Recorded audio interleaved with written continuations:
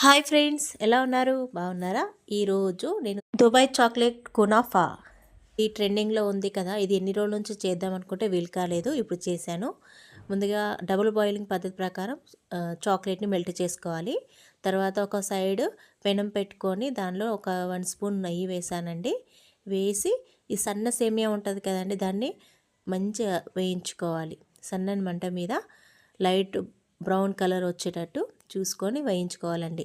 ఇలాగే ఒక 10 మినిట్స్ దాకా సన్నని మంట మీద వేయించుకోవాలండి. తర్వాత వేగాక దీనిలో మిల్క్ మేడ్ వేసానండి. మిల్క్ మేడ్ ఉంటే మీ దగ్గర ఒక 2-3 స్పూన్స్ కూడా వేసుకోవచ్చు. నేను 1 స్పూనే వేసాను. కావాలనుకుంటే మీరు కొంచెం ఎక్కువ కూడా వేసుకోవచ్చు. వేసి కలిపేసుకోవాలి. చూడండి, ఇలా వేసి కలుపుకోవాలి.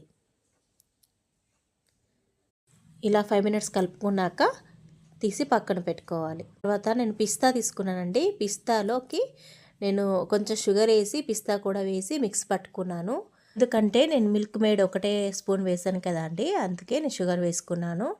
కావాలనుకుంటే మీరు ఓన్లీ పిస్తాని మిక్స్ పట్టేసుకోవచ్చు. తర్వాత ఆ పౌడర్ని దీనిలో వేసి మంచిగా కలిపేసుకోవాలండి.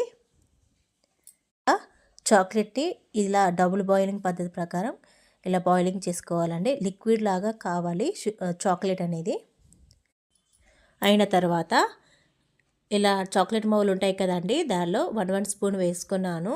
ఇవాళ ఇలా వేసేసుకొని అంతా స్ప్రెడ్ చేసేసుకోవాలండి. ఇలా స్ప్రెడ్ చేసుకున్నాక దీనిలోకి సేమియా పిస్తా చేశాను కదా అండి, అది పెట్టుకోవాలి.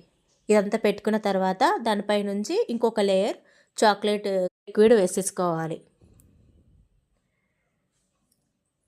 వేసేసుకొని ఫ్రిడ్జ్లో ఒక హాఫ్ అన్ అవర్ దాకా పెట్టేసుకోవాలండి. ఫ్రిడ్జ్లోకి వెళ్ళి తీసాక చూడండి చాక్లెట్ ఎంత ఈజీగా వచ్చేస్తుందో. చూడండి ఎంత బాగుంది, ఎంత బాగా వచ్చేసాయో. అంతే అండి, Dubai kunafa chocolate is ready. పిల్లలు మాత్రం ఒక ఇంత టైం ఒక హాఫ్ అన్ అవర్ పట్టిందండి ఇది నేను చేయడానికి.